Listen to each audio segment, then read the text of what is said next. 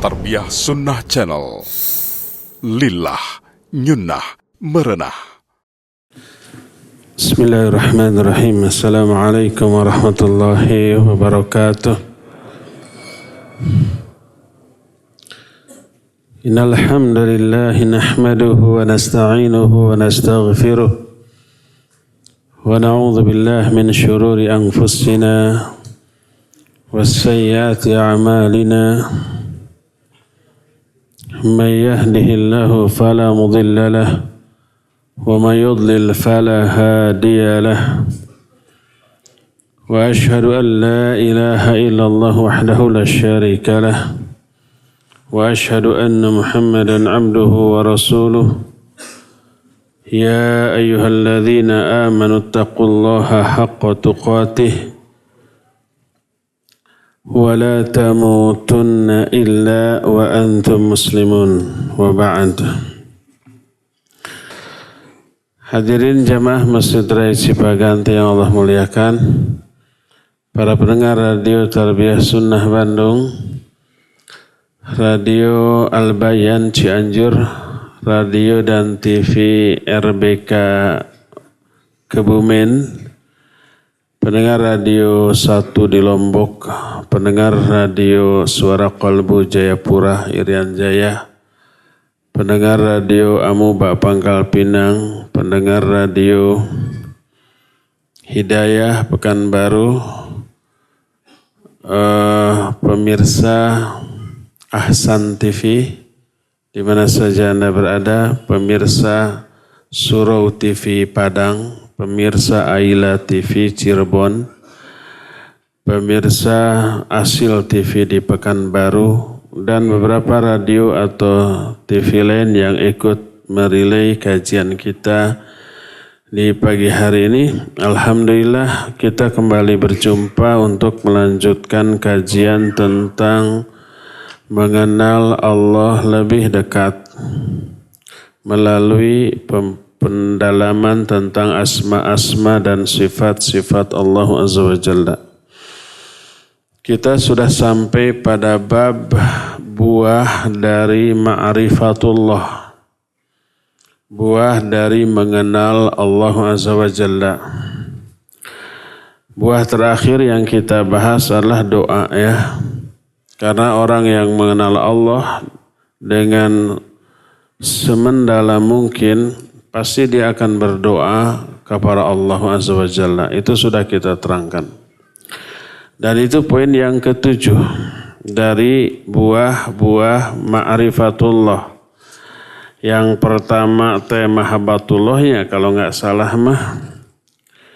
Buah yang pertama adalah mahabbatullah, ya betul. Buah yang kedua adzul wa ta'zim, merasa hina, merasa rendah dan mengagungkan Allah Azza wa Jalla. Yang ketiga khasyah dan haibah. Keempat yakin, sakinah dan tumaninah. Kelima ridha, keenam tawakal, ketujuh doa. Udah 7 poin, ya. Kita lanjut. Buah ke-8 dari ma'rifatullah adalah ikhlas. Siapa yang mengenal Allah dengan pengenalan yang mendalam, dia pasti akan ikhlas dalam beramal, dalam beribadah kepada Allah Azza wa Jalla. Kenapa? Karena orang-orang yang mengenal nama-nama dan sifat Allah, dia akan termotivasi untuk mengesahkan Allah dalam ibadah, termasuk mengesahkan Allah di dalam niat ketika melakukan ibadah itu. Yang dimaksud mengesahkan Allah dalam ibadah artinya dia hanya ibadah kepada Allah, tidak mau ibadah kepada lain. Yang dimaksud mengesahkan Allah dalam hal niat ketika ibadah artinya niat ibadah dia hanya untuk Allah, bukan untuk dunia, bukan untuk manusia, bukan dalam rangka ingin dipuji oleh sesama makhluk, bukan. Kenapa?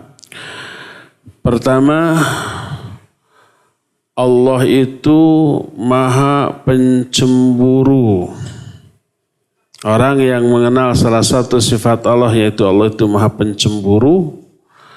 Dan kecemburuan Allah itu mengakibatkan kalau kita membagi dua niat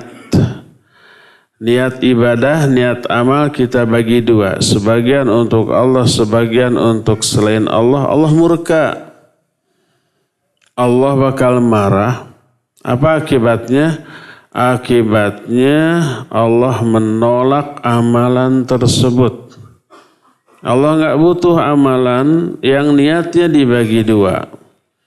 Dalam salah satu hadis qudsi yang sahih diriwayatkan oleh Imam Muslim, Allah berfirman, "Ana aghna syuraka'i 'ani syirki. Faman 'amila 'amalan asyraka fihi ma'i ghairi taraktuhu wa syirkahu."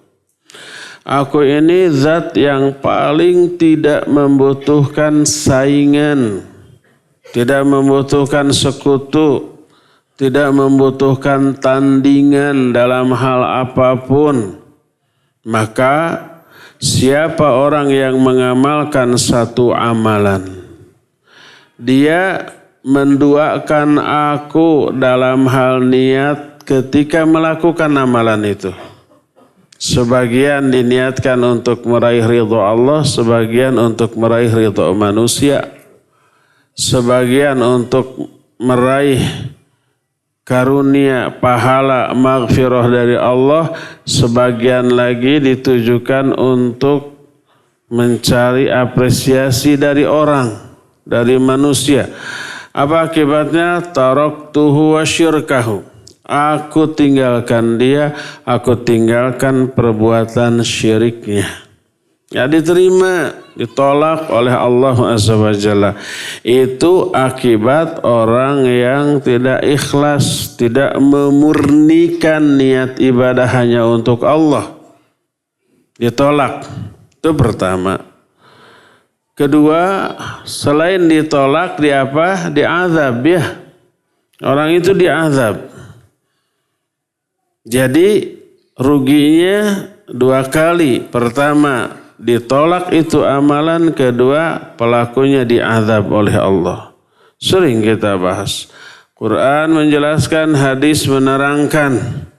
Para ulama lebih mempertegas dalam penjelasannya. Fawailul lil musallin.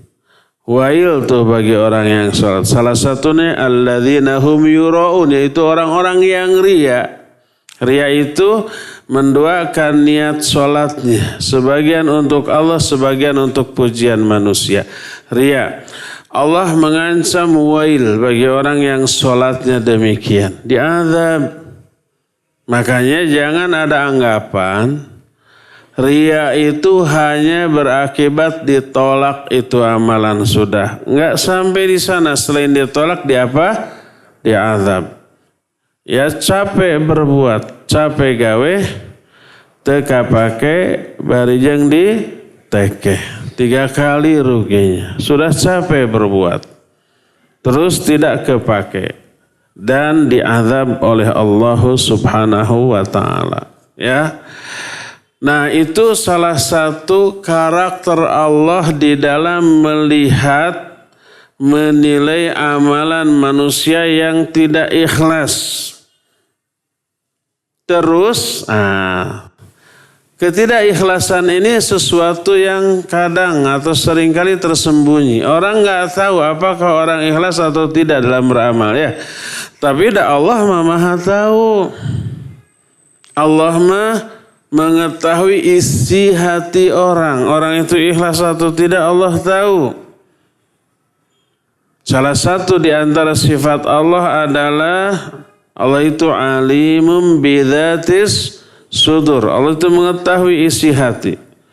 Wa laqad khalaqnal insan wa na'lamu ma tuwaswisu bihi nafsuhu wa nahnu aqrabu ilaihi min hablil warid.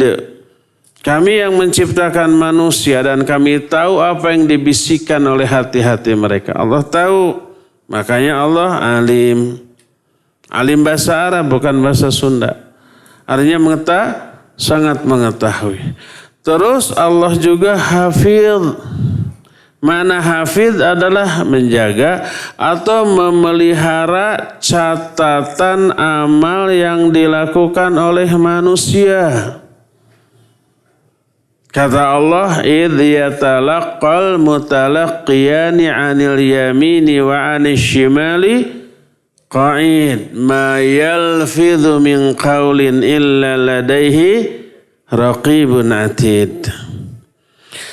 Kata Allah, ingat, selalu ada dua malaikat yang menempel ketat bagi setiap orang. Tidak ada satupun ucapan yang terucap, kata yang terucap dari mulut, kecuali di sampingnya ada raqib dan atid. Menuliskan seluruh ucapan dan amalan, termasuk ucapan hati, bisikan hati. Tapi yang dicatat dari bisikan hati hanya bisikan yang baik. Kalau yang jelek belum. Kalau orang sudah memiliki rencana mau berbuat baik, sudah dicatat oleh malaikat. Malaikat menunjukkan, malaikat itu tahu isi hati orang. Kalau rencana baiknya dilakukan, dicatat 10 kali lipat pahala.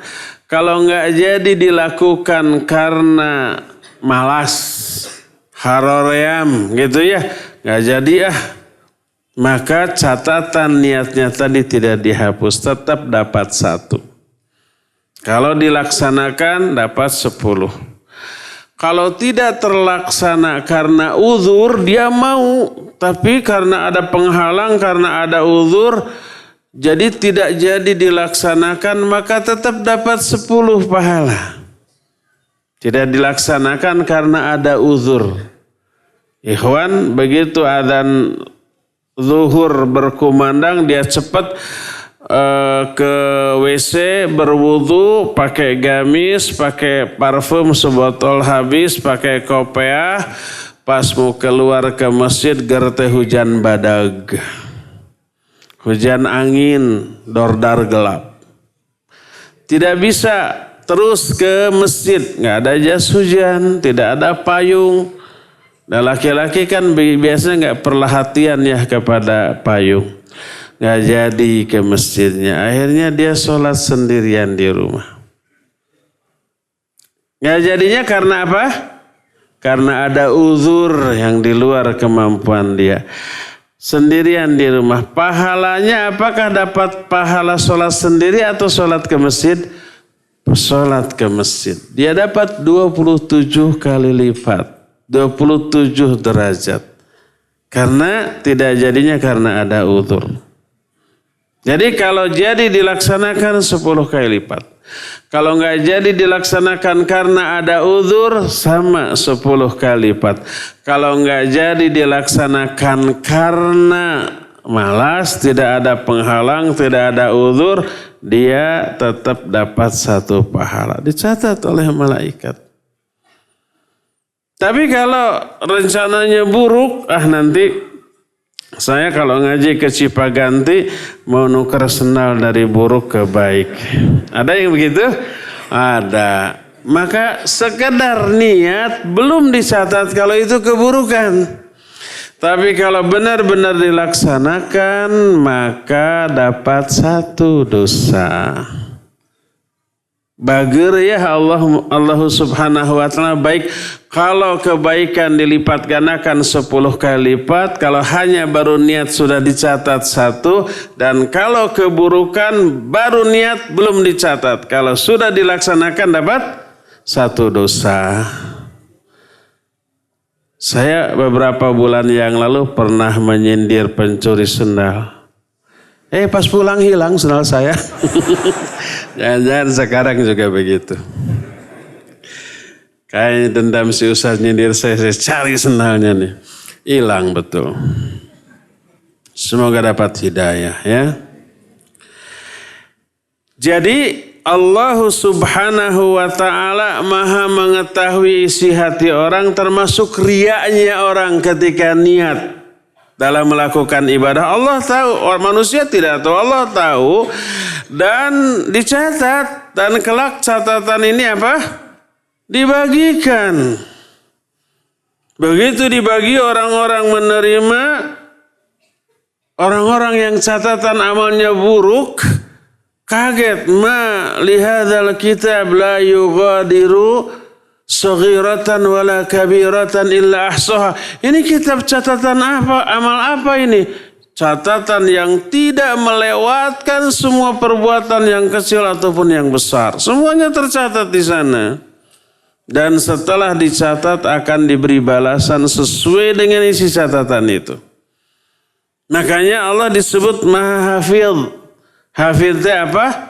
Penjaga atau pemelihara, pencatat amal-amal perbuatan manusia. Walaupun eksekutor dari catatan itu dilakukan oleh para malaikat yang diberikan kemampuan oleh Allah mengetahui isi hati orang, melihat perbuatan orang setiap detik, setiap saat, dan itu dilakukan atas perintah Allah Azza wa Jalla. Makanya Allah Maha Hafidh. Jadi yang pertama, orang yang kenal Allah, Allah itu maha mengetahui, maha melihat. Yang keduanya, Allah itu maha mencatatkan seluruh amal. Ketiga, nah ini yang lebih mengerikan tuh. Orang yang riya ketika beramal, orang yang tidak ikhlas ketika beramal, memiliki dampak buruk yang mengerikan. Sering ini saya ungkit dalam hampir setiap pertemuan untuk menyadarkan minimal diri saya, maksimalnya semua orang yang mendengarkan. Apa dampak buruknya? Pertama, ketidakikhlasannya dibongkar sebelum kematiannya. Yang kedua, dan ini yang lebih mengerikan, dimatikan dalam keadaan su'ul khatimah. Apa su'ul khatimah teh? Buruk di akhir hayatnya, dimatikan dalam keadaan mungkin keadaan berdosa, bermaksiat, bahkan mungkin dalam keadaan kafir atau musyrik, wal'iyadzubillah. Ini yang diisyaratkan oleh Nabi SAW dalam salah satu hadis. Innar rajula la ya'malu bi amali ahlil jannah hatta la yakuna bainahu wa bainaha illa dhira' fa yasbiqu alaihi alkitab fayamalu bi amali ahlin nar fayadkhuluha waliyadzubillah.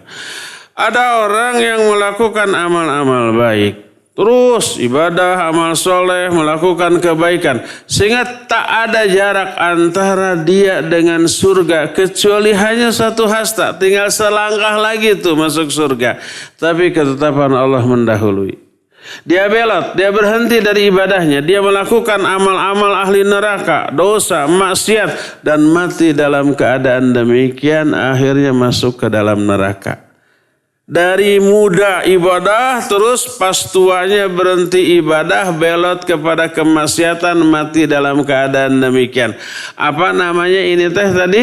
Su'ul khatimah. Diisyaratkan oleh Nabi SAW.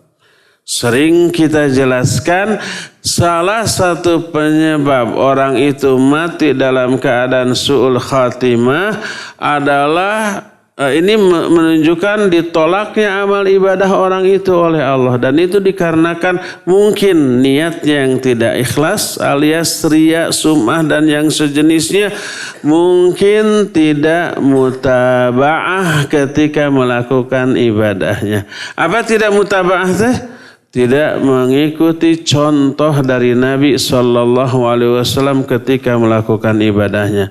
Karena Nabi bersabda, man amila amalan laisa alaihi amruna fahuwa raddun. Siapa yang mengamalkan satu amalan tapi enggak mencontoh apa yang aku contohkan, amalan itu ditolak. Amalan itu ditolak. Siapa yang niat ikhlasnya riya, ditolak amalan itu. Dan sebagai bukti ditolak, Allah cabut hidayah amal ibadah itu di akhir hayatnya. Dia berhenti dari ibadah itu, belot kepada dosa dan kemaksiatan, mati dalam keadaan demikian, lalu dia masuk ke dalam neraka. Ini yang diisyaratkan juga oleh Allah dalam Al-Quran, dalam surah Al-Hasyr. Allah berfirman, kamathali syaitani idh qala lil insani kfur falamma kafara qala inni bari'um minka inni akhafullaha rabbal alamin. Kata Allah seperti syaitan tuh. Ketika syaitan berbicara kepada orang, kepada manusia. Orang ini yang disebut di dalam Al-Quran ini menurut para mufassirin. Di antara Imam Ibnu Jarir At-Tabari dalam kitab Tafsir At-Tabari. Juga Imam Ibnu Katsir. Dalam kitab Tafsir Ibnu Katsir, Tafsirul Quran Al-Azim. Yang dikenal dengan sebutan Tafsir Ibnu Katsir. Ini adalah seorang rahib yang ahli ibadah. Digoda agar tidak ibadah, agar berhenti ibadahnya, digoda oleh setan, enggak berhenti juga. Tapi di akhir hayat tergoda. Kamathali syaitani idh qala lil insani kfur. Seperti setan ketika setan berkata kepada orang, kufur kamu. Dan orang ini menuruti keinginan setan. Dia kufur dalam bentuk sujud kepada iblis. Falamma kafara, ketika orang ini kufur, qala berkata syaitan, inni bari'um mink, aku berlepas diri dari kamu. Inni akhafullaha rabbal alamin, aku pun takut kepada Allah rabbal alamin. Fakana aqibatahuma annahuma finnari khalidaini fiha wa dzalika jazaa'ul zalimin. Akibatnya kedua-duanya masuk ke dalam neraka dan dua-duanya kekal di dalamnya selama-lamanya. Ya setan, ya orang yang tergoda oleh setan untuk kufur tadi. Dua-duanya kekal dalam neraka dan itulah balasan bagi orang-orang yang zalim. Nah, para ulama menganalisa kenapa si rahib yang tadinya ahli ibadah kok bisa belot, berhenti ibadah dan mati dalam keadaan kafir, su'ul khatimah. Salah satunya mungkin karena ketidakikhlasan dalam ibadahnya sehingga menghasilkan arogansi, menghasilkan keinginan untuk bermaksiat, berbuat buruk, sampai akhirnya mati dalam keadaan sedang kufur kepada Allah Azza wa Jalla.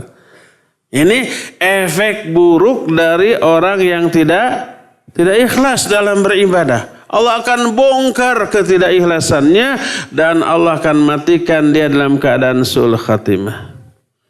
Saya pernah jelaskan waktu di Al-Ukhwah hari Kamis yang lalu ya, tapi kajian muslimah saja waktu itu. Bahwa contoh nyata ahli ibadah yang tidak ikhlas lalu Allah bongkar lalu jadi makhluk sombong yang terlaknat siapa? Iblis laknatullahi alaih. Iblis tadinya ahli ibadah, hebat ibadahnya, sampai melahirkan ketakaburan, merasa diri lebih baik, lebih utama. Allah bongkar ya, diciptakan Adam, disuruh sujud, nah baru kebongkar tuh. Gak mau sujud karena merasa diri besar. Aba wastakbar wa kana minal kafirin. Dia enggan sujud walaupun diperintahkan oleh Allah. Wastakbar, dia merasa takabur, merasa diri besar. Wa kana minal kafirin, dia termasuk makhluk yang kafir. Itu efek dari ketidakikhlasan, melahirkan kesombongan, ketakaburan, arogansi, sampai akhirnya mati dalam keadaan su'ul khatimah. Begitulah Allah memperlakukan orang-orang yang tidak ikhlas ketika beribadah. Makanya mengetahui demikian, orang yang kenal sifat Allah pasti akan takut, akan ngeri dengan sifat riya, dengan ketidakikhlasan. Makanya dia akan semaksimal mungkin berusaha agar seluruh amalnya lillah. Kalau mencintai karena Allah, kalau membenci karena Allah, memberi karena Allah, menahan diri dari memberi, semuanya karena Allah.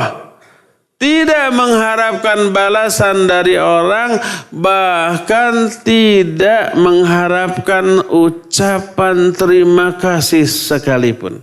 Tenuhun-nuhun acan, tidak mengharapkan nuhun sekalipun.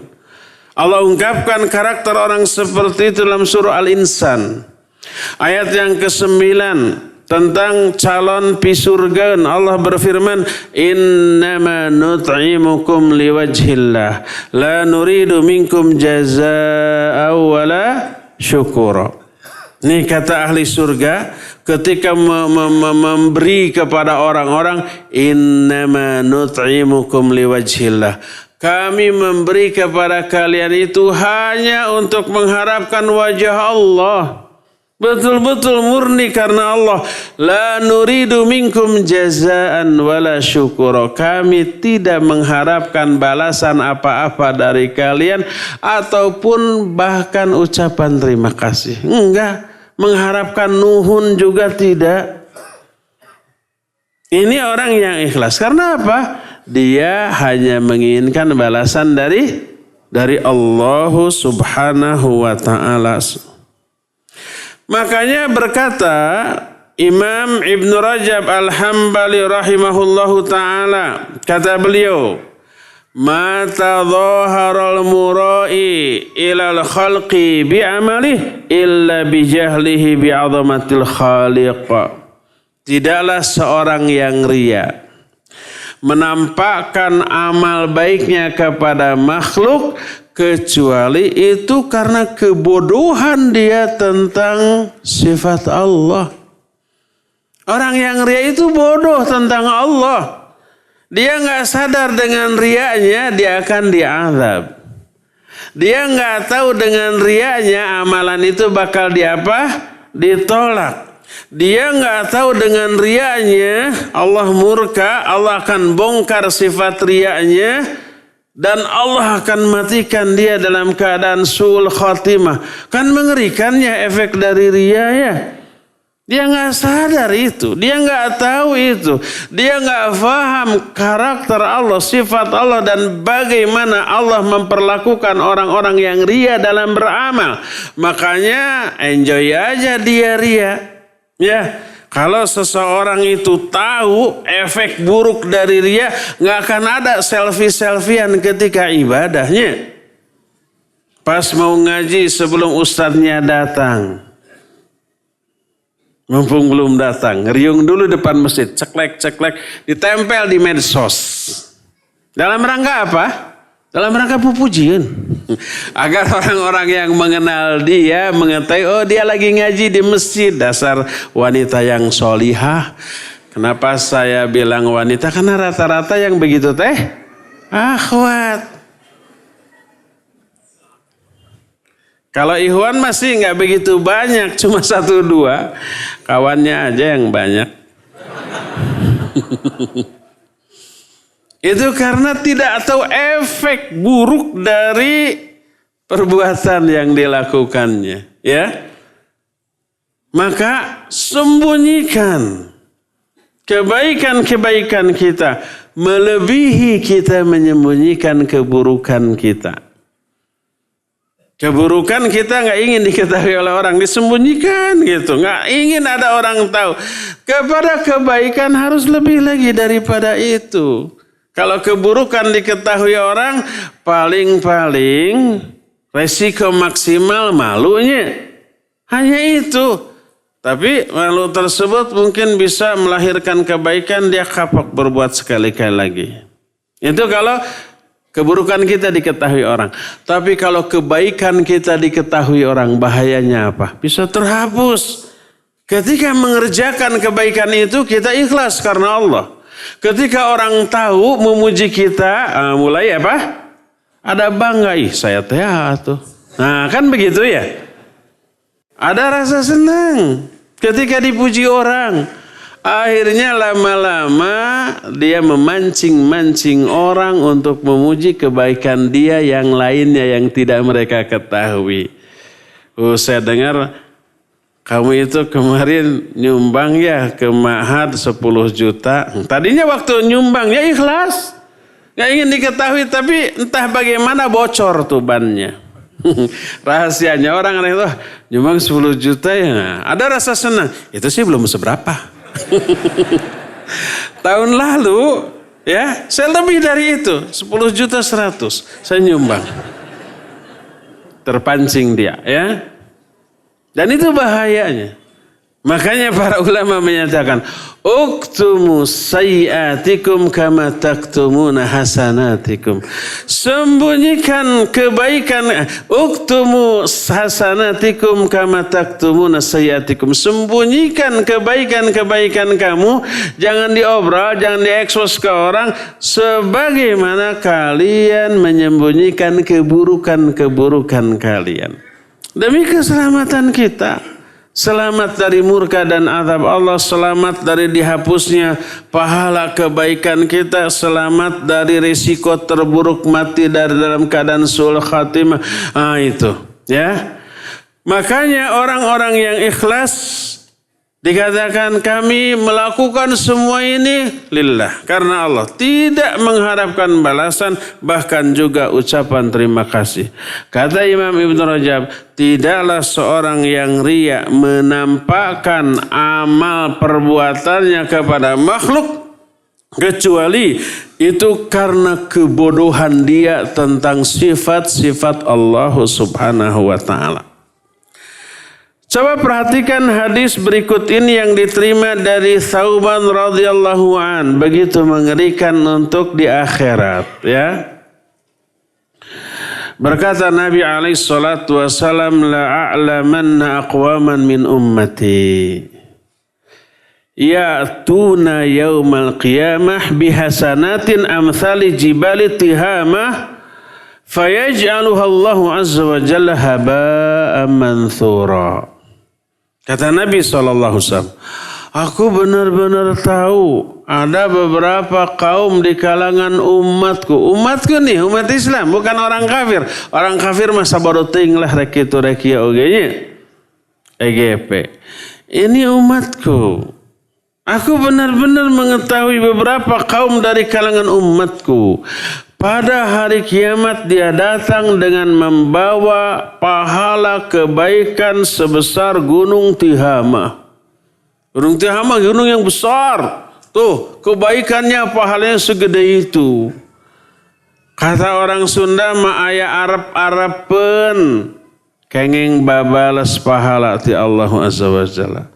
Ada yang diharapkan memperoleh balasan dari pahala kebaikan sebesar gunung Tihamah tadi. Tapi apa yang terjadi? Fayaj'aluhallahu azza wa jalla haba'an manthura. Allah jadikan pahala itu seperti debu yang ditiup oleh angin kencang. Habis tak bersisa. Dan secara psikis itu lebih menyakitkan.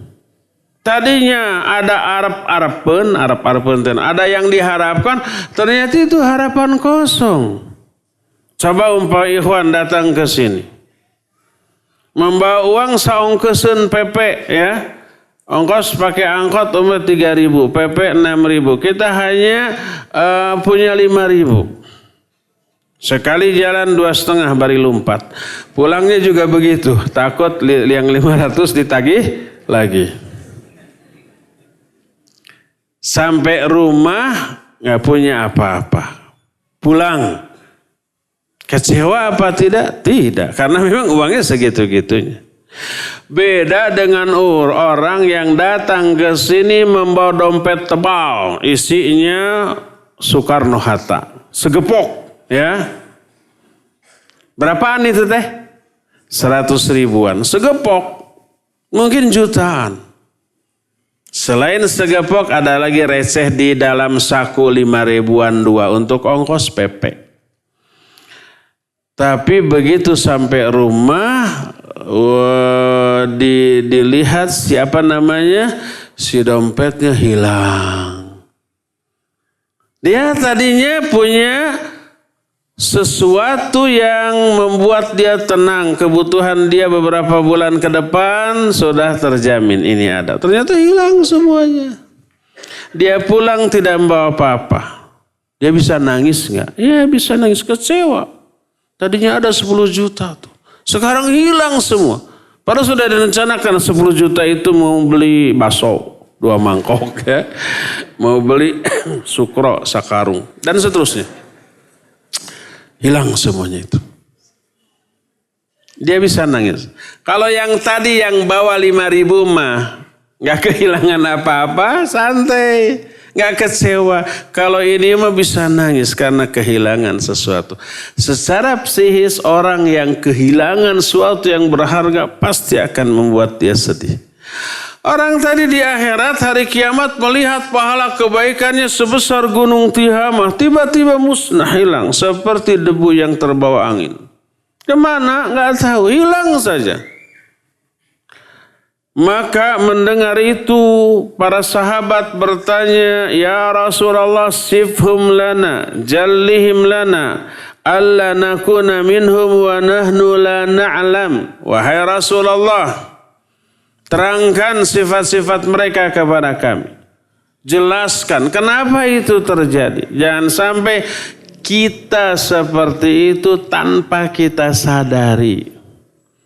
Kita sekarang melakukan banyak ibadah. Sholat, saum, ngaji, baca Quran, zikir. Kebayang pahalanya gede nanti di akhirat. Sampai di sana nol besar. Diperlihatkan dulu tuh pahala ibadah kamu. Tapi kemudian musnah, tak bersisa. Kecewa apa sedih? Sedih dan kecewa. Dua-duanya ya. Wahai Rasulullah, coba terangkan kepada kami siapa mereka itu, apa yang sudah mereka lakukan. Jangan sampai kami seperti itu tanpa kami sadari. Apa kata Nabi SAW? Amma innahum ikhwanukum wa min jildatikum wa ya'khuduna minal laili kama ta'khudun. Adapun mereka itu ikhwan kalian, saudara-saudara sama muslim. Wa min jildatikum, golongan kalian, bangsa kalian, suka ibadah bareng, ngaji bareng. Coba lihat, wa ya'khuduna minal laili kama ta'khudun, mereka orang-orang yang suka ambil bagian di malam hari untuk ibadah seperti yang juga kalian lakukan. Ahli tahajud. Setiap malam mereka tahajud. Makanya dapat pahala segede gunung Tihamah tuh. Sholat fardu apalagi ya. Yang sunnah pun tidak ditinggalkan. Bahkan sunnah yang terberat yaitu di malam hari tahajud. Mereka bangun kemudian tahajud. Kebayang gedenya pahala tapi musnah. Kenapa? Lalu Nabi SAW menyatakan, walakinnahum aqwamun idza khalau bimaharimillah intahakuha. Tapi mereka itu adalah orang-orang yang ketika mereka bersendirian lalu menemukan apa yang Allah haramkan tapi yang menyenangkan. Rata-rata yang Allah larang yang menyenangkan, ya enggak? Mereka langgar. Mereka lakukan perkara yang Allah haramkan itu hanya karena enggak ada orang yang lihat. Ketika ada orang lihat, mereka giat melakukan ibadah. Ketika orang lihat, mereka itu menampakkan kesolehan bagaikan seorang malaikat. Semalaikat, kan malaikat bukan orang. Bagaikan semalaikat. Tapi ketika nggak ada orang yang lihat, mereka berubah wujud menjadi iblis, laknatullahi alaih. Soleh di tengah orang banyak, bejat ketika bersendirian. Itu karena apa? Karena mereka itu masih membutuhkan apresiasi manusia, penilaian manusia, komentar manusia, pujian manusia, perhatian dari manusia, melebihi penilaian dari Allah Azza wa Jalla. Makanya ketika di akhirat musnah itu. Hadis tersebut diriwayatkan oleh Imam Ibnu Majah dan sanadnya sahih seperti yang dijelaskan oleh Syekh Al-Albani dalam kitab Silsilah Al-Hadis As-Sahihah. Coba perhatikan penjelasan Al-Imam Ibnu Rajab Al-Hambali rahimahullah. Kata beliau ketika merangkan hadis ini, fahaula qamu bi'amalin zahiratin wa ahmalu a'malal qulub falam yuraqibullaha fi khulwatihim wal muraqabah ilmul qalbi biqarbir rabbi. Mereka adalah orang-orang yang terlalu fokus kepada amalan lahir dan mengabaikan aspek batin, keikhlasannya diabaikan. Mereka tidak merasa diawasi oleh Allah Azza wa Jalla. Mereka tidak memiliki sifat muraqabah. Apa muraqabah teh? Merasa selalu diawasi, ditatap. Walaupun bersendirian, pada hakikatnya kita tidak pernah bersendirian. Ada Allah yang menyertai kita, melihat, mengawasi kita. Ada malaikat di kanan dan di kiri, Raqib dan Atid. Seperti ayat tadi, ma yalfidhu min qaulin illa ladaihi raqibun atid. Ada malaikat hafadhah depan dan belakang. Lahu muaqibatun min baini yadayhi wa min khalfihi yahfadunahu min amrillah. Bagi setiap orang ada malaikat yang menjaga dia di depan dan di belakang, menjaga orang itu atas perintah dari Allah Azza wa Jalla. Ada malaikat qarin. Karena Nabi SAW menyatakan, ma minkum min ahadin illa wukila ilaihi qarinun minal jinni wa qarinun minal malaikah. Tak ada seorang pun di antara kalian kecuali ditugaskan kepada orang itu satu qarin dari bangsa jin dan satu qarin dari bangsa malaikat. Qarin itu yang melekat terus, bahasa kitanya jadi kroni. Itu orang yang terdekat, bukan orang, makhluk terdekat yang menempel ketat seumur hidup kita. Jin korin ada, malaikat korin ada. Dan malaikat korin itu nanti oleh Allah dikatakan dalam surah Qaf, wa qala qarinuhu hadza ma ladayya atid alqiya fi jahannam kulla kaffarin anid. Berkata malaikat qarin, dia memberikan persaksiannya tentang apa yang dia lihat dari amalan orang tersebut. Gak bisa kita mengelak. Ada saksi. Saksinya para malaikat, saksinya Allah. Bahkan ketika orang munafik menyangkal, ya Allah, aku tidak mau mendatangkan saksi, didatangkan saksi dari pihak lain. Aku ingin saksi itu diriku sendiri. Dipenuhi gak permintaannya oleh Allah? Dipenuhi. It's okay lah. No problemo. Akhirnya dikunci mulutnya. Terus disuruh tangannya berbicara. Kakinya berbicara. Dagingnya, tulangnya berbicara. Dan pembicaraan mereka itu jujur. Nggak dusta, nggak bohong. Tangannya bilang dulu ketika di dunia aku berbuat begini. Kaki, tulang, daging, semuanya. Setelah beres, Allah buka lagi mulut orang itu dan Allah biarkan dia sendirian. Orang itu berkata, kenapa kalian memberikan kesaksian yang memberatkan kita? Aku dulu berbuat begini dan begitu di dunia untuk menyenangkan kalian. Berbuat dosa, berbuat maksiat untuk menyenangkan seluruh anggota badan. Kenapa kalian memberikan kesaksian yang memberatkan? Ya. Apa jawab mereka? Allah yang telah membuat segala sesuatu bisa berbicara, Allah pun membuat kami bisa bicara dengan jujur seadanya.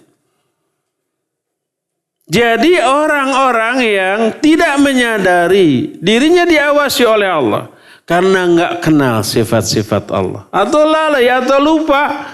Makanya di tengah orang banyak menampakkan kesolehan. Ketika menyendiri dia tak ubahnya bagikan iblis yang sedang kerasukan. Kerasukan apa iblis? Yang kerasukan orang tadi. Tidak memiliki sifat muraqabah. Akibatnya dia berdosa, bermaksiat ketika sendiri. Ini orang nasibnya di akhirat seluruh amal ibadahnya tidak ada manfaatnya, hilang dan tidak berbekas seperti yang tadi diterangkan, seperti debu yang ditiup oleh angin, sama sekali tidak berbekas. Ada satu kitab judulnya Risalah At-Tabukiyah. Ini tentang amalan hati. Risalah Risalah itu ya kumpulan-kumpulan tulisan orang-orang penduduk Tabuk. Pernah kita dengar perang apa? Perang Tabuk ya. Itu kumpulan pertanyaan orang Tabuk yang kemudian dijawab oleh para ulama yang menyangkut amalan hati. Di antara dikutip hadis ini.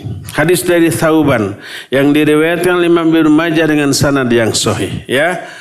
Dalam kitab Risalah At-Tabukiyah itu dikatakan haula yaj'alullahu a'malahum yaumal qiyamah haba'an manthura la yantafi'u minha sahibuha bisyai'in aslan wa hadha min a'zamil hasarat 'alal 'abdi yaumal qiyamah ay yara sa'yahu kullahu dha'ian lam yantafi' minhu bisyai' wa huwa ahwaju ma kana al-'amilu ila 'amalihi wa qad sa'ida ahlus sa'in nafi bi sa'yihim. Mereka adalah orang-orang yang amal-amal mereka pada hari kiamat Allah jadikan seperti debu yang ditiup oleh angin yang sangat kencang. Tidak bisa diambil manfaatnya oleh para pemilik dari pahala tersebut sedikit pun. Dan ini sebesar-besar penyesalan yang teralami seorang hamba pada hari kiamat melihat hasil usahanya hilang sia-sia tanpa manfaat sedikit pun. Padahal itulah yang paling dibutuhkan oleh setiap orang yang beramal di akhirat, yaitu pahala dari amal yang dilakukannya. Dan penyebab utamanya adalah karena lebih fokus kepada penilaian manusia daripada penilaian Allah. Balasan manusia daripada balasan dari Allah. Pujian manusia daripada pujian Allah Azza wa Jalla. Lihat efek buruk dari ketidakikhlasan di dunia dimatikan dalam keadaan su'ul khatimah, di akhirat seluruh pahalanya habis bagaikan debu yang diterbangkan oleh angin kencang. Inilah sudut pandang orang yang mengenal karakter Allah, sifat Allah melalui penelaahan nama-nama Allah, Asmaul Husna dan sifat-sifatnya. Orang yang kenal Allah pasti akan ikhlas. Karena risiko ketidakikhlasan itu luar biasa buruknya. Itu yang pertama. Kedua, kenapa orang yang mengenal Allah itu pasti akan ikhlas dalam ibadah yang dilakukannya? Selain karena tahu ya resiko ketidakikhlasan, juga tahu gede, besar dan melimpahnya keuntungan dari keikhlasan. Efek baik dari keikhlasan itu luar biasa, dunia akhirat. Lahir dan batin, individu dan komunitas. Orang yang ikhlas itu tidak hanya memberikan keuntungan kepada diri sendiri, tapi juga kepada lingkungan sekitar. Orang yang ikhlas itu tidak sekedar memperoleh keuntungan di akhirat saja. Dan hanya dimensi ukhrawi semata-mata, dimensi pribadi semata-mata enggak. Tapi berefek kepada dimensi sosial, bahkan juga rizki. Orang yang ikhlas itu rizkinya itu akan dimudahkan oleh Allah Azza wa Jalla. Nas ayat dan hadis tentang hal ini banyak diterangkan oleh para ulama. Ya. Nah, orang yang mengenal Allah pasti dia mengetahui buah manis dari keikhlasan. Di antara buah manis dari keikhlasan tersebut, agar kita jelaskan, agar kita tergiur untuk ikhlas ya, terdorong untuk ikhlas dan termotivasi untuk meninggalkan riya. Apa saja sih buah dari keikhlasan? Luar biasa. Ya, coba lihat. Ini mencakup multidimensi fungsi dalam kehidupan kita. Tidak hanya aspek ukhrawi, batin, tapi berefek kepada aspek sosial, aspek ekonomi kita. Ya. Pertama, buah dari keikhlasan. Selasa depan kita bahas. Sekarang sudah habis waktu untuk menerangkan. Tinggal untuk bertanya jawab ya.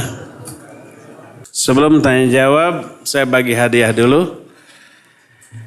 Ada yang mau ikhwan?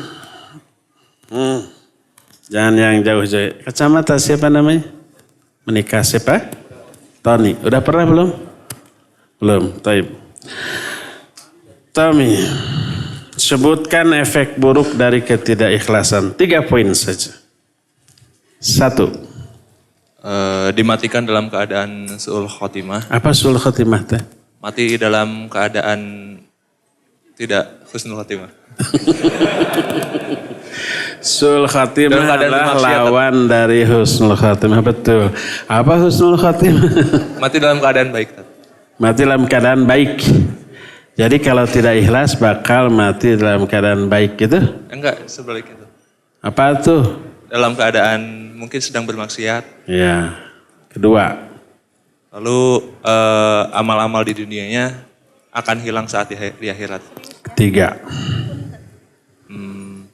Dibongkar ketidakikhlasannya sebelum dia meninggal. Keempat. Nah, udah itu 3. Ada ungkapan ringkas dalam bahasa Sunda. Apa namanya? Capek gawe.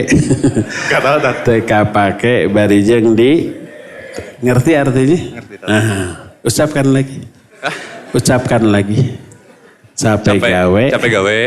Teka pake. Teka pakai bari di teke. Barijeng di teke. Di teke itu apa? Di gitu. Digetek. Barakallahu tani. Ahwat, giliran Ahwat. Siapa Ahwat yang mau berdampingan dengan Tommy? Tony. Artinya menjawab gitu. Hadiahnya ini buku. Insya Allah Ustadz. Insya Allah. Ahwat.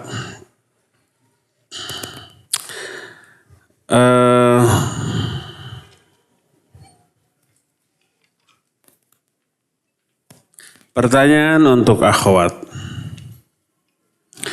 Tadi disebutkan beberapa efek buruk dari ketidakikhlasan.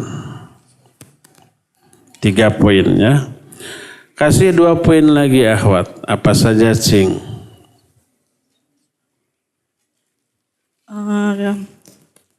Ketidakikhlasan itu dapat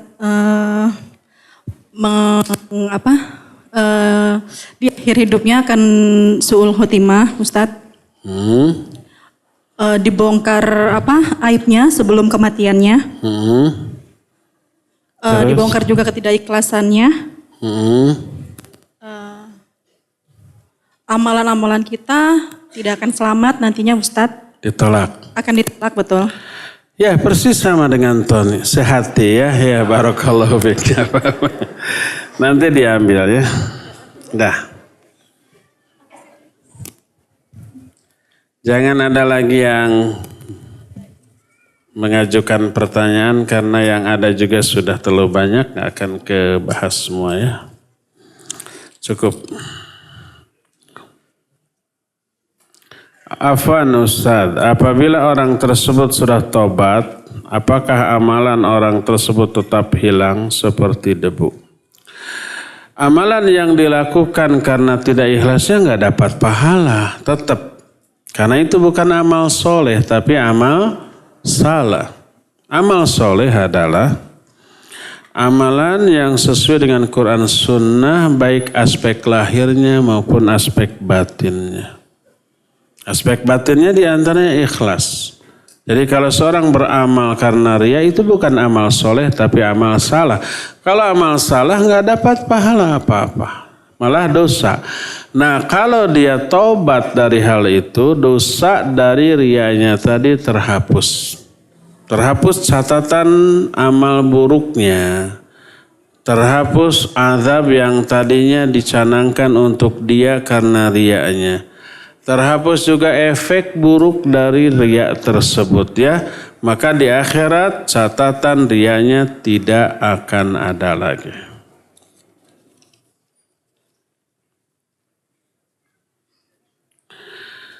Saya baru mengenal kajian Ustadz dan saya sekarang baru hijrah juga. Dan saya bingung ajaran Islam yang seperti apa yang harus saya ikuti karena banyak ajaran Islam di luar sana yang beda-beda. Jazakallahu khairan. Islam yang harus kita ikuti, kita yakini, kita fahami, kita amalkan dan kita dakwahkan adalah Islam yang Allah turunkan kepada Nabi Muhammad SAW, yang kemudian diajarkan oleh beliau kepada para sahabatnya, oleh para sahabat disampaikan kepada kita.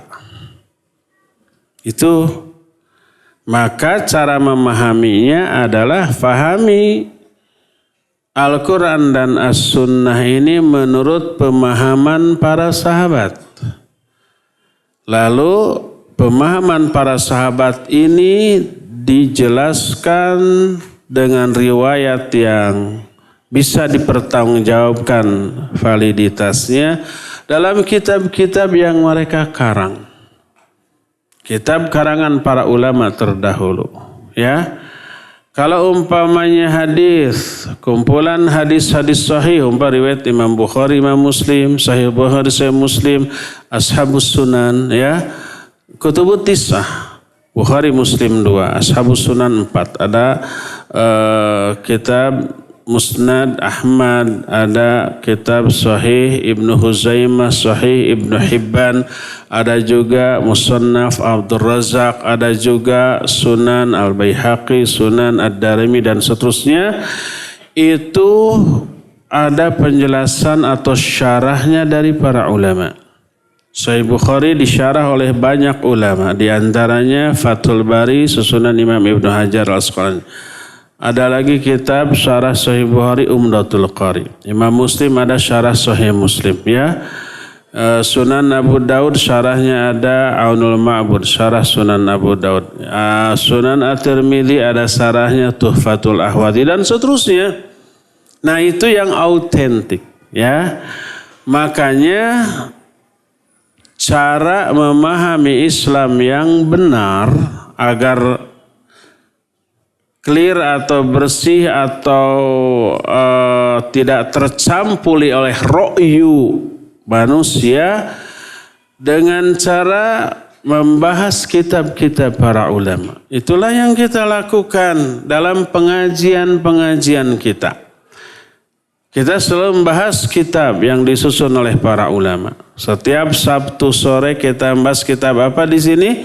Bulughul Maram, ya, dengan syarah yang bukan berasal dari otak saya. Kita ambil syarahnya dari Tawdihul Ahkam, syarah Bulughul Maram. Kita ambil syarahnya dari kitab Fathul Jalal Ikram Sunan Syekh Utsaimin, syarah Bulughul Maram. Ketika hari Ahad di Jurang di Masjid Al-Furqan, bahas kitab apa? Riyadhus Shalihin. Syarahnya kita ambil dari minimal 2 kitab. Bahjatun Nadhirin syarah Riyadhus Shalihin atau kitab syarah Riyadhus Shalihin Sunan Syekh Utsaimin. Ketika kita membahas masalah tauhid di Al-Ukhwah, dulu kita membahas kitab tauhid dengan syarah At-Ta'liq Qaul Mufid, syarah kitab tauhid dan seterusnya. Terus di dalam kitab itu kalau ada ayat, tafsir dari ayat itu bukan menurut pendapat sang ustadz. Ustadz itu nggak layak menafsirkan Quran. Ilmunya itu belum memadai.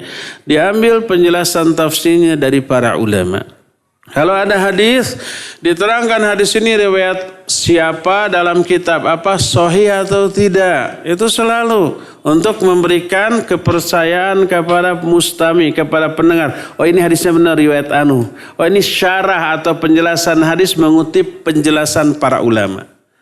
Gak pernah ada umpamanya Ustadz Salaf yang menyatakan menurut pendapat saya ayat ini maknanya begini-begini. Gak pernah ada. Pernah gak saya ngomong seperti itu?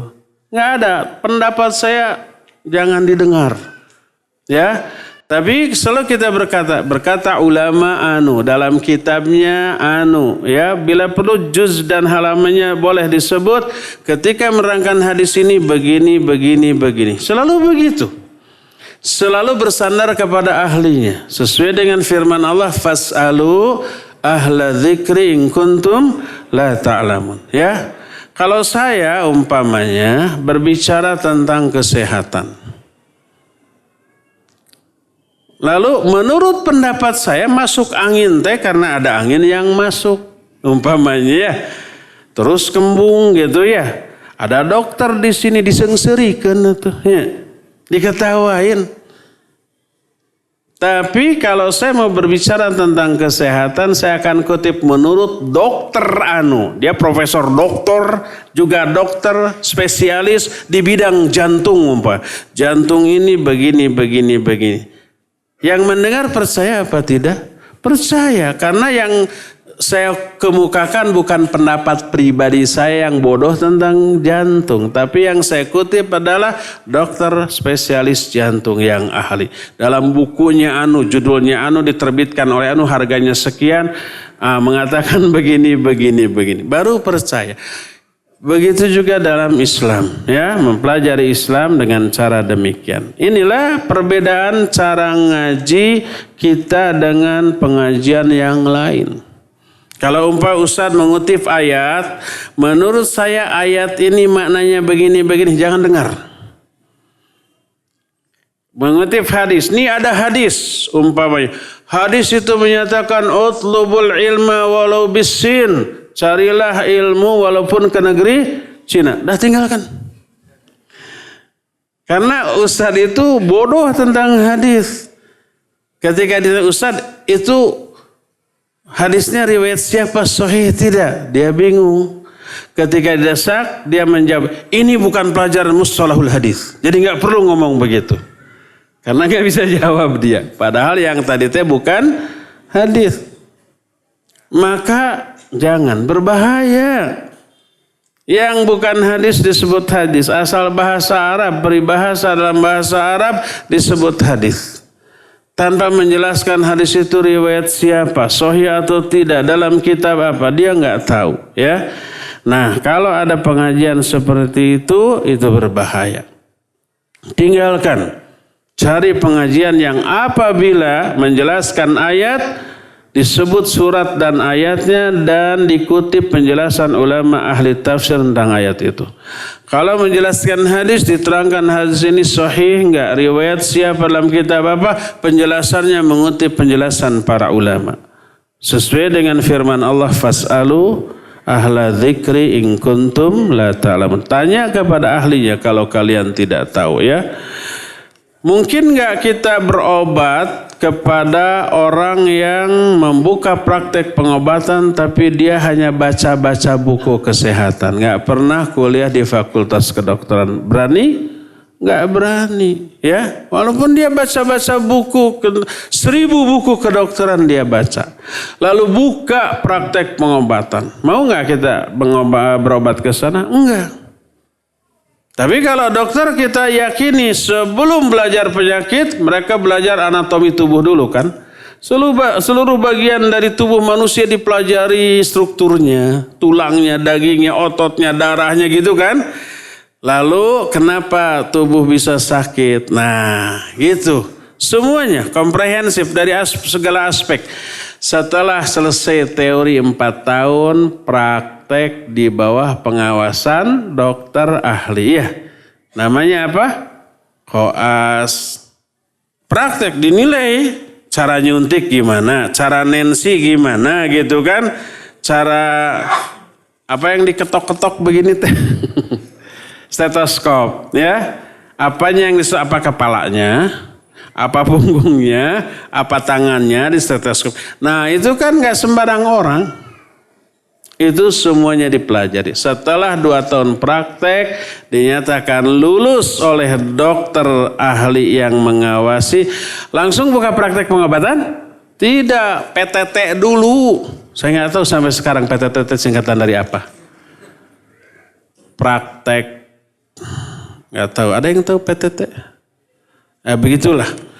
Dilihat oleh dokter ahli yang sudah lebih senior. Setelah itu dapat lisensi mengobati. Itu dalam urusan dunia.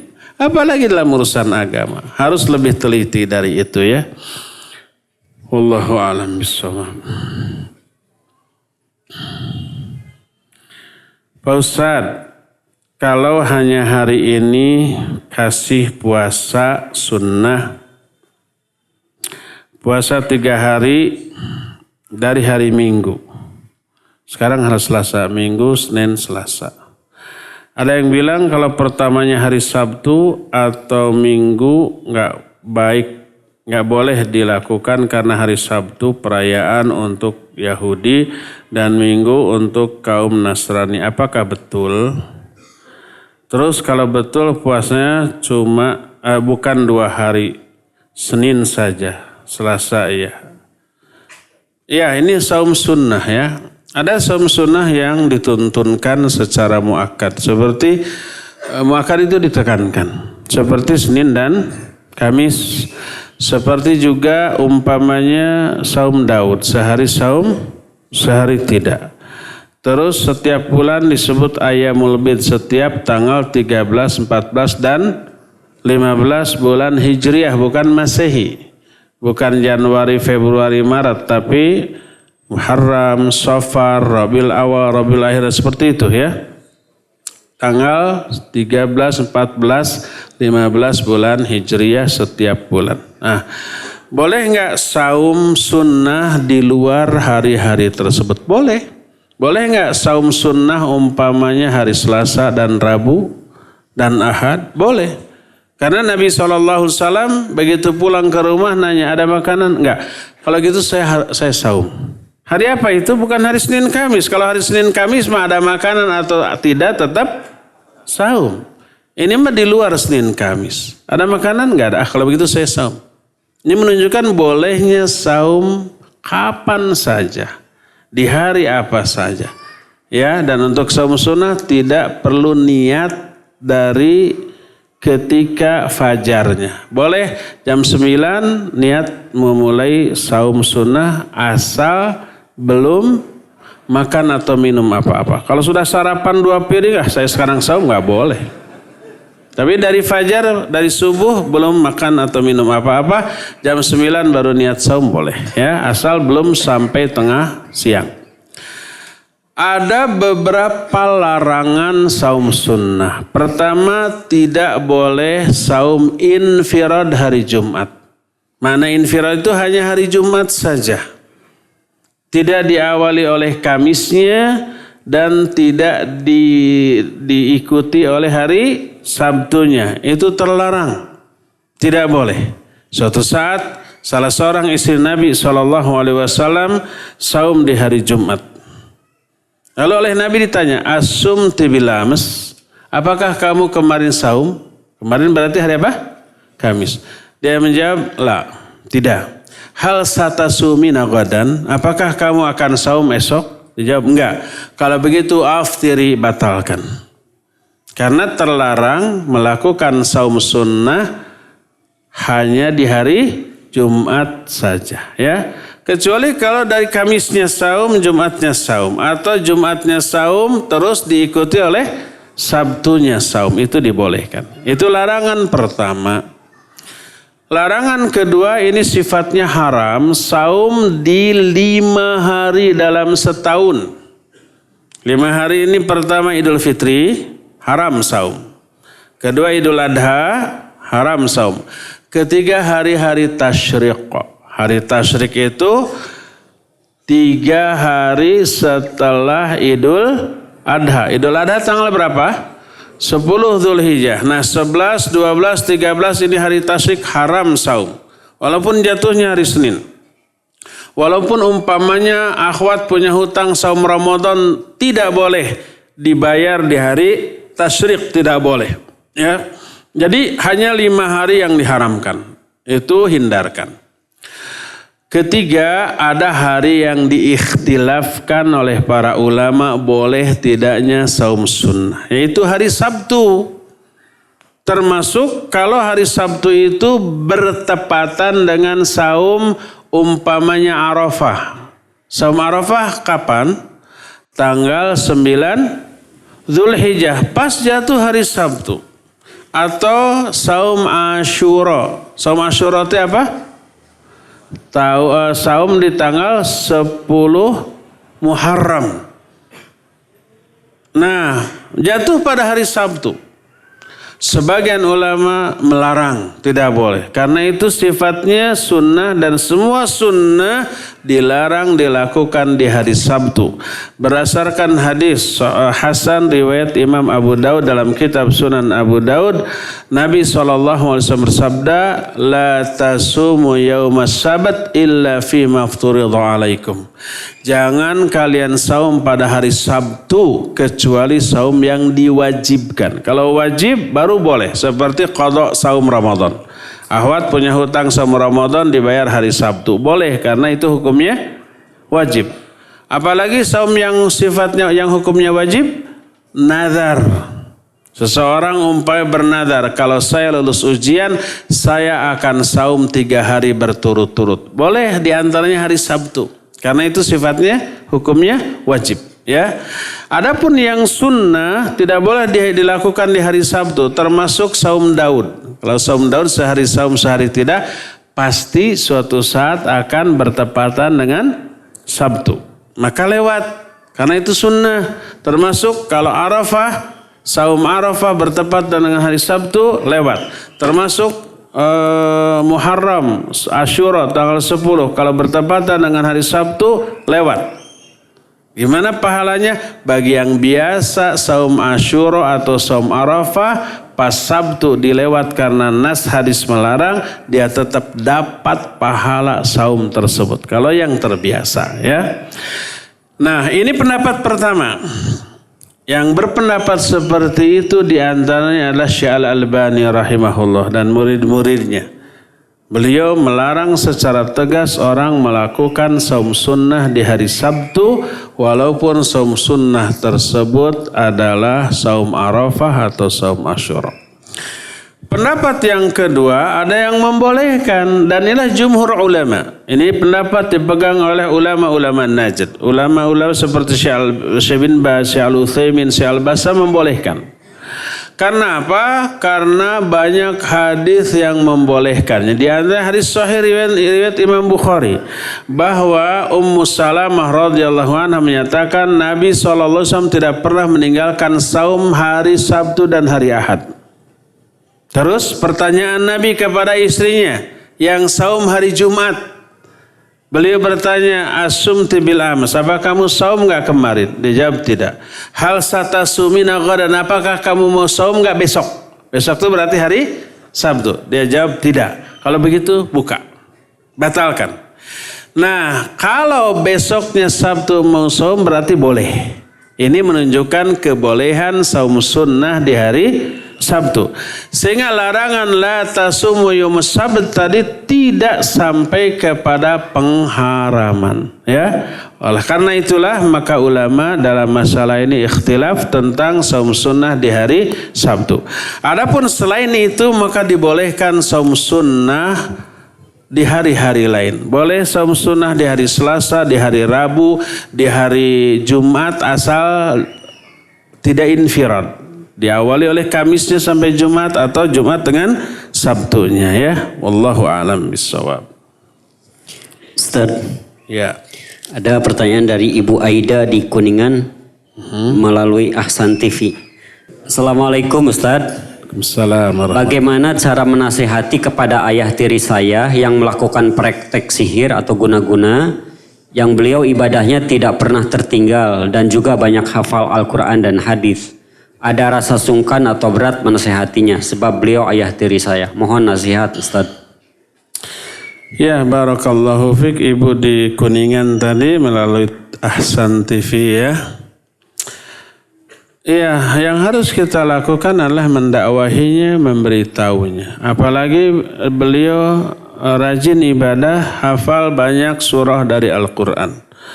Menunjukkan ada itikad baik, ada iman. Mungkin memiliki syubhat. Makna syubhat adalah kesalahpahaman dalam memahami agama. Dia dukun, dia sihir, dia apa tadi, santet juga ya. Mungkin beranggapan secara syar'i boleh, mungkin beranggapan begitu ya. Mungkin praktek perdukunannya dengan membaca ayat atau hadis atau doa berbahasa Arab yang entah sumbernya dari mana. Tapi yang jelas prakteknya adalah praktek perdukunan. Maka berikan penjelasan kepada beliau bahwa itu terlarang. Kalau kita tidak mampu ya, maka cari bantuan orang yang mampu menjelaskan. Mungkin ustadz setempat atau kasih buku. Atau sekarang kan banyak penjelasan itu di YouTube. Cari di YouTube yang menjelaskan itu, perdengarkan ke ayah. Ke ayah tiri. Kalau ayah nggak mau mendengarkan, udah kita setel di hadapan ayah keras-keras. Biar dia juga dengar ya. Dia pindah ke ruang tamu, kita ikutin ke ruang tamu. Dia pindah lagi ke dalam, kita ikutin. Kamu kenapa ngikutin saya? Ya saya kan kangen ingin dekat dengan ayah, tapi juga saya ingin mendengarkan kajian ini. Gitu aja lah, cari alasannya. Jadi intinya sampaikan dakwah. Ini yang pertama. Kedua, jangan lupa doakan. Jangan lupa doakan agar Allah memberikan hidayah kepada beliau ya. Yang ketiga, upayakan membuka dialog dengan cara yang santun, dengan cara bertanya. Bapak kan banyak hafal ayat, suka ibadah, tanya.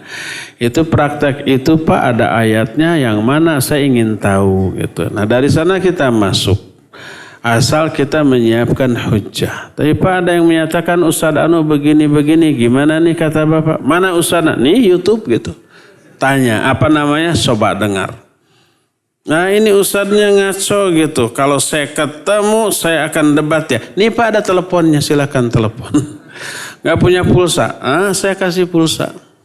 Suruh telepon ke ustadz tersebut ya. Insya Allah kalau ustadz ditelepon walaupun nomornya tidak dikenal, insya Allah diangkat. Jangan pakai WA. WA langsung dihapus tadi baca-baca acan ya. Jangan bertanya ke ustadz melalui WA. Gak akan dibalas ya. Kalau mau telepon insya Allah bakal dibalas. Ya semoga ayah tiri dari penanya tadi diberi hidayah oleh Allah SWT.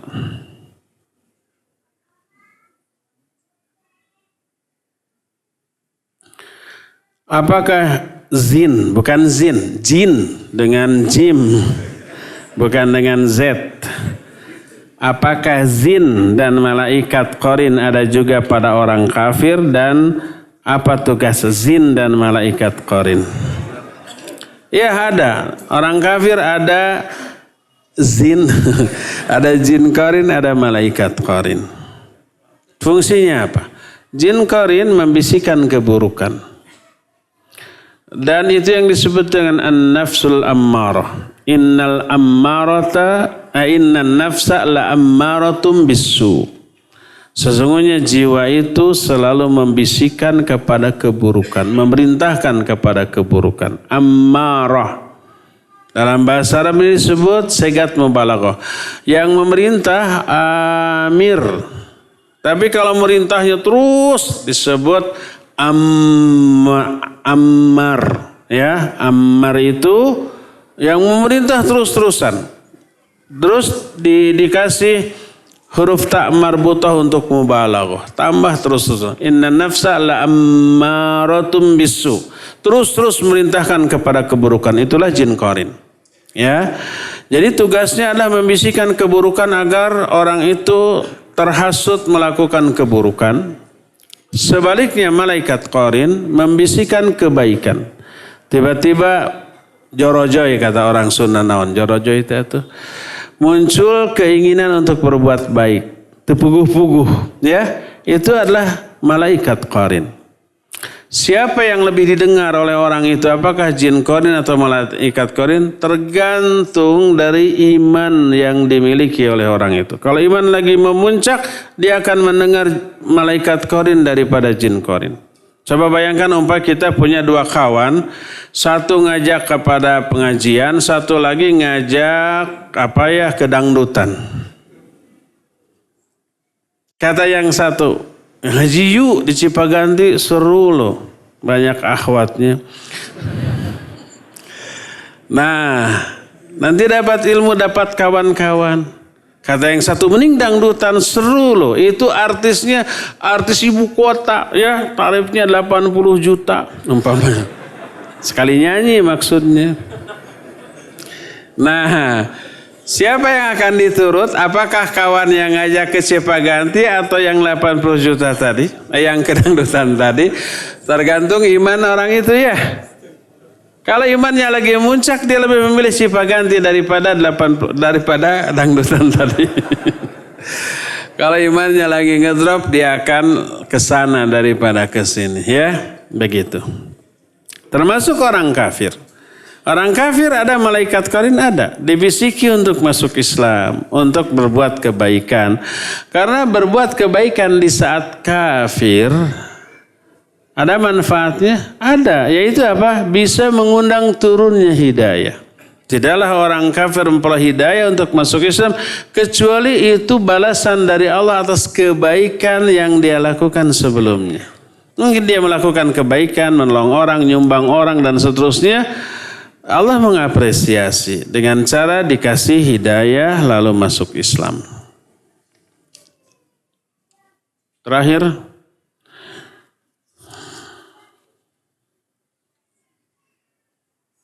apakah berbohong untuk menyembunyikan kebaikan termasuk hal yang dilarang? Iya, tidak boleh. Umpama kita habis ngaji, ya, tidak ingin dikata dari mana kamu? Habis dugem. Hanya karena ingin apa? Menyembunyikan kebaikan, tidak boleh dengan cara berdusta, ya. Kalau toh mau, silakan bertauriah. Bertauriah itu berdiplomasi, jawabannya diplomatis. Menyembunyikan hal yang sebenarnya tapi tidak berdusta, ya. Contoh, suatu saat Imam Ahmad rahimahullah sedang duduk, tiba-tiba datang orang. Orang itu lari-lari, ketakutan. Kata orang itu, wahai Imam, ada orang yang mau bunuh saya, tolong sembunyikan saya. Akhirnya orang itu disuruh bersembunyi di rumahnya. Tak lama kemudian datang orang bawa-bawa golok, bawa-bawa pedang. Nanya ke Imam Ahmad, wahai Imam, apakah engkau melihat si fulan? Kalau Imam Ahmad jujur, mati itu orang, ya enggak? Maka Imam Ahmad tidak memungkinkan jujur, karena kejujuran mengakibatkan lahirnya kezaliman. Tapi beliau juga menghindari dusta. Apa kata Imam Ahmad sambil menunjuk ke telapak tangan, orang itu nggak ada di sini. Apa yang bisa dilakukan oleh orang itu di sini? Nggak ada. Orang itu percaya lalu pergi. Maksud Imam Ahmad nggak ada di telapak tangannya, ya nggak akan bisa. Tapi ada di rumahnya. Nah, itu namanya apa? Tauriah. Coba berdiplomasi, umpamanya habis ngaji kita ke tukang lotek dulu. Ngalotek. Pulang ke rumah dari mana tadi? Dari Cipaganti habis ngalotek. Bohong apa tidak? Tidak bohong. Kan benar-benar ngalotek. Benar ngalotek. Tapi ngajinya disembunyikan, ya. Nah, walaupun sebenarnya kalau sekedar pengajian untuk menarik orang ikut, tidak apa-apa untuk terus terang menyampaikan kebaikan. Dari mana? Habis ngaji di Cipaganti, wah seru pokoknya. Oh ikut dong. Nah bagus itu, ya. Jadi menampakkan kebaikan, menyampaikan kebaikan yang kita lakukan dalam rangka mengajak, ini bagus. Tidak seluruh menampakkan kebaikan itu dianggap buruk, enggak. Yang dianggap buruk itu kalau motivasinya apa? Ria, ingin dipuji. Tapi kalau motivasinya untuk memotivasi orang melakukan kebaikan yang kita lakukan, maka itu bagus-bagus saja dan tidak terlarang, ya. Cukup sampai di sini. Mohon maaf tidak semua pertanyaan terjawab karena terbatasnya waktu. Insyaallah kita jumpa kembali di Selasa yang akan datang. Subhanakallahum bihamdik asyhadu an la ilaha illa anta Astaghfiruka wa atubu ilaik. Walhamdulillahirabbil alamin. Wa sallallahu ala nabiyyina Muhammadin wa ala alihi wa ashabihi wasallam. Wassalamualaikum warahmatullahi wabarakatuh.